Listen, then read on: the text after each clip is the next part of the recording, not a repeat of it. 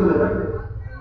মকবুলিয়তের মকান এরকম কেমন যে একটা শব্দ আপনার মুখ থেকে বের হয়েছে, একটা সেকেন্ড আপনার জিন্দগিতে আল্লাহ আপনাকে ভালোবেসেছে, এই এক সেকেন্ডের ভালোবাসা পুরো জিন্দগি গুনাহকে ক্ষমা করে দিবে।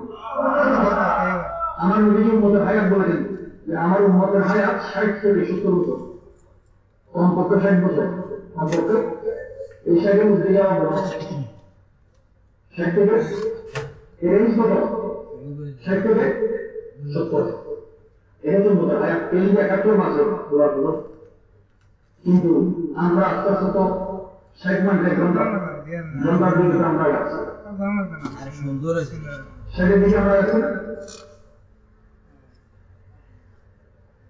মানদার হায়াতকে নির্বাচন করতে হলে, নির্ধারণ করতে হলে যে কোন ক্যাটাগরিটা আমার মত হবে।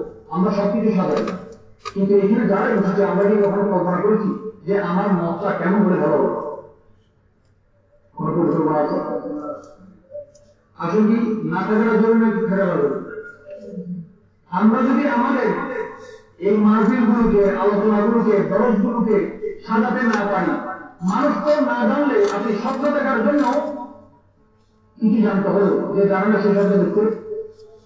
আপনি চোখে যা দেখান নাই, দেখানো মানে মানুষ কল্পনা করতে পারে না, কল্পনার জন্য দেখা শক্ত। আল্লাহকে কল্পনা কেন করা যাবে? কারণ দেখা না গেলে কল্পনা করবে না। অস্তিত্বকে আপনি অনুভব করবেন কিভাবে?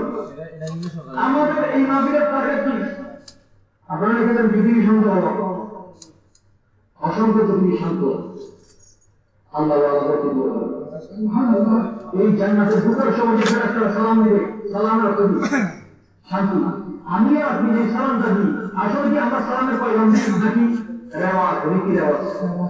আমাদেরটা হচ্ছে রীতি নীতি, ফর্মালিটি। দেখি যখন আমরা সালাম দিচ্ছি, এই সালামের অনেক ব্যাখ্যা আছে। সালাম দেওয়া সুন্নাত, জবাব দেওয়া ওয়াজিব। আবার অনেক সময় সালামের জবাব দেওয়া নিষেধ, অনেক সময় সালামের জবাব দেওয়া মুস্তাহাব। একজন মানুষ সাহায্যের জন্য আপনাকে এসেছে, কঠিন মানুষ ভিক্ষার ঠাকুর যে আমার বাবা সালাম আলাইকুম, আপনি দিতে পারেন। ভিক্ষুকের সালামের জবাব দেওয়া মুস্তাহাব, না দিলে গুনাহ হবে, না দিলে। এখন আপনি শুধু জানেন সালামের